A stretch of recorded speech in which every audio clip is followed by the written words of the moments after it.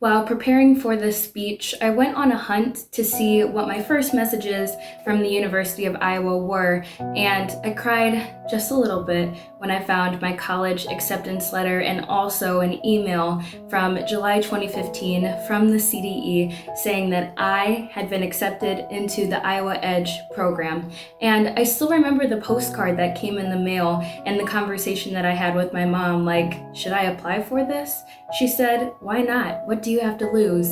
And little did I know that that would be my first step to getting the edge, and also that program would shape me into the advocate, the woman, and the student that I am today. There is no beginning for me without the Center for Diversity and Enrichment. Without the Iowa Edge program and the Advantage Iowa Scholarship, I would not have completed my years here and my degree in journalism and mass communications with a certificate in critical cultural competence.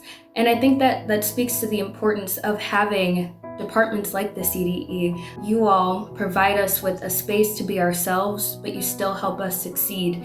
You provide unmatched diversity and enrichment training for not only us, but for the entire community, and that's so important. And what's even more important than that is that you provide underserved students with opportunities that they may not have otherwise. I am forever grateful, and I know that my community and my student body, my peers, that we're all grateful for that as well. Dear class of 2020, we made it, we survived, we did it. And although this is not how we wanted to celebrate this milestone, I hope that you are still so proud of yourself in this moment. And I hope that you're feeling your best in your fancy clothes or your sweats. I decided to throw on the outfit that I planned on wearing when I graduated, so maybe some of you all did the same. And to the families and the mentors and the guardians, anybody else who's tuning in, thanks for helping us get to this moment. We are nothing without our tribe and our community. I know that this journey was not easy for all of us, and honestly, this degree seemed impossible until it was done. And now it's done, and we need to celebrate that moment in whatever way that may be. I accomplished a task that on paper seemed impossible. I'm really not supposed to be here statistically, but I know that I'm not alone in that feat. I know that each and every one of us had adversities and doors closed on opportunities and struggles that we had to overcome. We each brought our own unique identities and stories to the University of Iowa. I entered this chapter as the daughter of somebody who had been recently incarcerated. I was a minority at a PWI. I was low income. Neither of my parents had gone to college, which ultimately made me a first-generation student. I'm so proud of that label. And most importantly, I wanted to show my younger siblings that they could do anything that they set their mind to, that it didn't matter where they came from, it only mattered where they were going. I know that walking across that stage is one way to show everyone around you that you've made it, but please know, you should be so proud of what you've accomplished. That degree is still coming in the mail. And if you're missing the pomp and circumstance, because I know I am, you're welcome.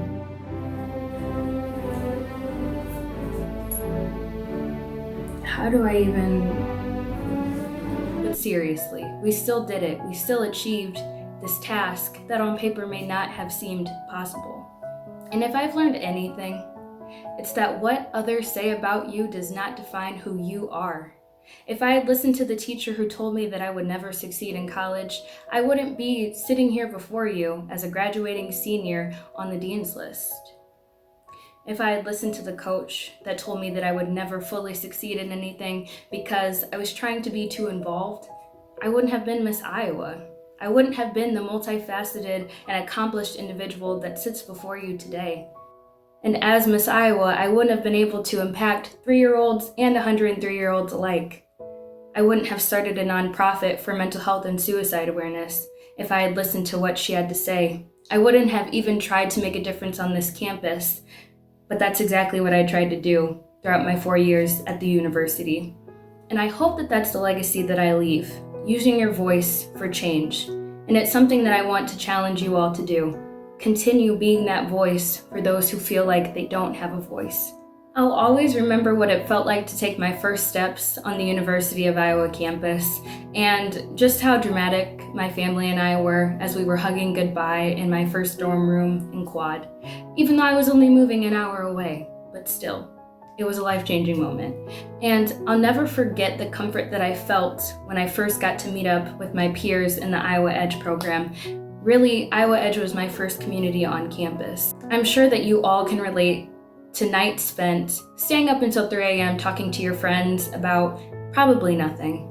The taste of the dining hall food and the small wins on our journey to adulting. And I'm still not sure what's going on, but I guess I have to figure it out now. And maybe you failed the test, like I did my freshman year, and how I wanted to give up completely on college, but obviously I didn't. I'm still here, and I'm sure that you maybe did the same, but you're still here, and you made it through. I hope that during these 4 years, you found what drives you. I hope that your passion grew and that you were bettered by the community that you built on this campus. My love for advocacy work was ignited by the work that I was able to do with the Iowa Edge Student Organization. It was an honor to not only be a member, but to be a leader for most of my years here on campus. I wanted to be a resource and a familiar face for students, someone that they know that they could trust. I learned about the struggles that underserved students face, and I tried to leave a legacy, once again, of using my voice for change. And because of the student leaders in our CDE community, I'm able to look at life through an intersectional lens. I carry these perspectives and stories with me each day. I will never stop using my voice. Please don't ever stop using yours. CDE class of 2020, please know how special we are. Our unique identities will allow us to be a gift to our future workspaces, communities, and the people that we haven't even met yet. Our experiences have prepared us for places and opportunities that we can't even imagine. We are knowledgeable, we are accomplished, we are powerful. Know that you are worthy of the space and time that you are in right now. Imposter syndrome has no place here. We did this, we earned this, and no one can take that away from us. We're awesome, is basically what I'm saying. Some will look at our graduation as the end. And yes, it is the end of a chapter, but it's the start of another one. And please do not be hard on yourself if you haven't reached every single goal that you've set by age 30. Although time is linear, life is not. And it's okay if things don't pan out exactly how you want them to. Please stay encouraged. Please know that everything happens when it's supposed to. We will get through this. I know the job search is so hard right now. It's something that's unprecedented. It's something that many have never experienced in our lifetime. But just know that things will be okay. We got this, y'all. We can do it. Don't be afraid to be the first. In fact, let's keep being the first until there's a second and a third, until there are no more firsts. That's when we know that we've made it. I did it. We did it. You did it. Now go show the world what the CDE is made of. This is not a look.